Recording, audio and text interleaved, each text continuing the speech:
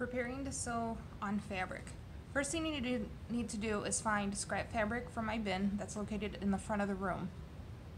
Second thing is you need to grab your sewing kit. You need to have your shears because that's used for fabric only. Your small ones are used for paper and thread.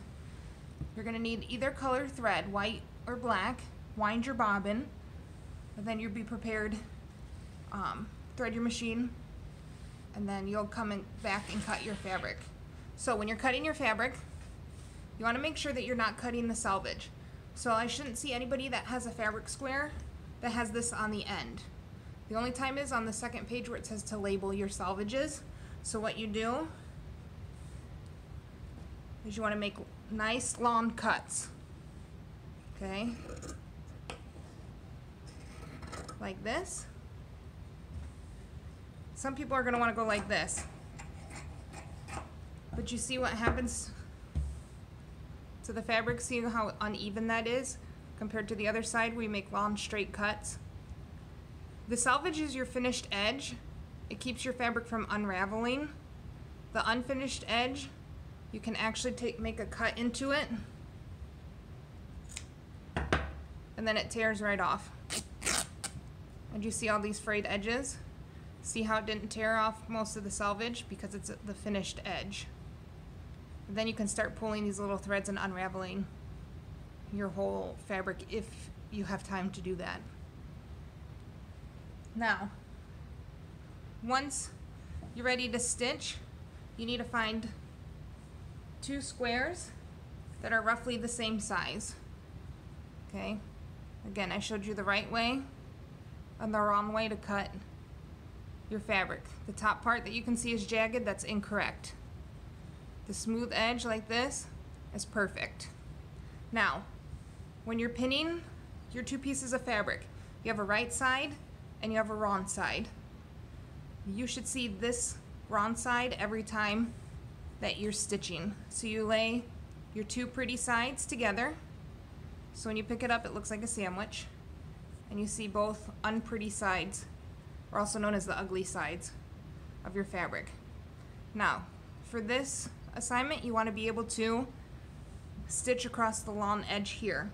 So at this point, you're going to have to grab your pins. It looks like this. I took the lid off. There is tape on both sides in your sewing kit, so you need to take the tape off both sides.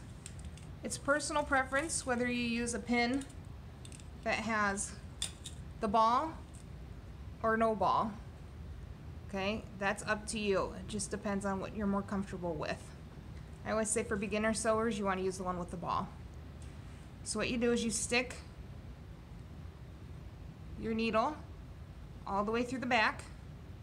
Okay, then you want to kind of tuck your fabric so that it comes back through the front, just like that. Then take another pin. It should go about every 2 fingers. You should have a pin. Okay, stick it through both sets of fabric again. Kind of fold your fabric a little so that it comes straight up. Lay it back down, pick up another pin, go 2 fingers, pick it up, make sure it goes through both pieces of fabric. Kind of fold your fabric so it pulls through. And if you notice, I'm kind of leaving them hanging off the fabric a little bit so that I can see what I'm stitching. And then I always like to stick one at the very end, even though it might not be 2 fingers. It's just a little easier to do. Okay? Remember, you're only stitching straight down, and then I will show you here in a minute. At this time, I've threaded my machine. My thread take-up lever is in the up position. So that means my needle is in the highest spot. Now, if you notice on the stitch guidelines, see these fractions 1/8, 3/8, 5/8. You're going to actually be stitching on a 5/8 seam allowance. So what that means is the edge of your fabric needs to line up with the 5/8 line. If you notice in the middle, it also says 5/8 so that you can line it up very well. Okay. Now, you want to make sure, this is kind of hard to see, that the back of the fabric is past this little hole in the presser foot. If not, your machine's going to jam.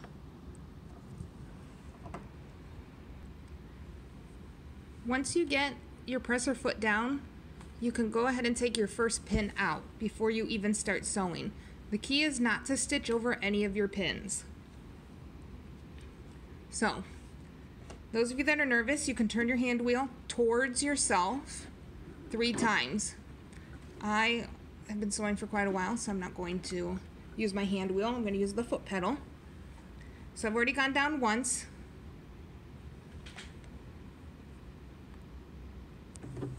2, 3. After the 3rd time the needle has poked through the fabric, you're going to want to hit your reverse button. Okay. 1, 2, and then 3. What that did is made your locking stitches. Okay. So then I'm going to continue forward till I get to my next pin. Making sure that you're on your 5/8 line this whole time. If you want a piece of tape, I'll put a piece of tape on the 5/8 line. That way you can keep the edge of your fabric even with the 5/8 line, and you make a straight stitch. When I get close to this next pin, without stitching over it, you're going to pull it out.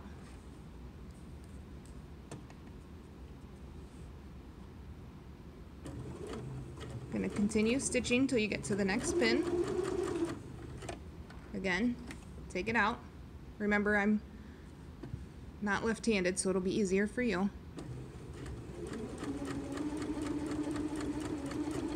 Okay, then the last one, you take the last pin out. When you get close to the edge, at this point, sometimes I like to do a couple stitches with the hand wheel to make sure I get as close to the edge as possible. I'm going to go back and I'm going to hold my reverse button. And I'm going to go back 3 times. So that's 1, 2, 3. That made my locking stitches. Okay, you have to do that at the beginning and at the end of every stitch or your seam comes undone. Okay, you're now done stitching. The most important thing is your needle's in the most up position, which means that your thread take-up lever is up there. If it's not, you can always hit your up-down button to make sure that it goes all the way back into the up position. You're going to lift up your presser foot using the presser foot lifter. You're going to pull this off to the side a couple inches. I always say to the edge of the arm right here. Use your scissors, okay, small scissors for thread and for paper. Cut as close to the fabric as possible and trim that. Pull your threads off to the side so that you don't have to rethread your machine. At this point, you want to clip your extra threads off on both sides. Okay, so when you back stitch, this is what it should look like. See how it's pretty thick? This is, I'm going to have to adjust the tension because it's already off a little bit on this machine. Okay, see how it's looping? It shouldn't loop like that. But you can tell that you've back stitched because it creates the auto locking stitches right here. Now, the last step is to set up the ironing board and the iron. I've already done this step so that I have it plugged in. Please do not plug in the irons before you're ready for this step. Okay, so we trimmed our threads. You're going to lay it so that you see the wrong sides facing you. You're going to press it down.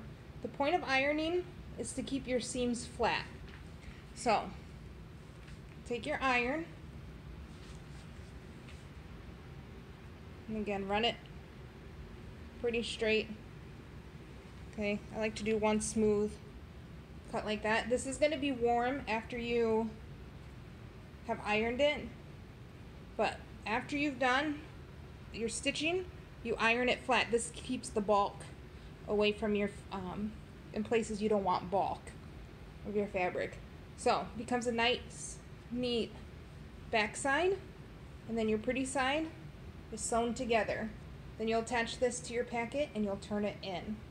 Again, I'm here to answer questions. Hopefully this video helped you.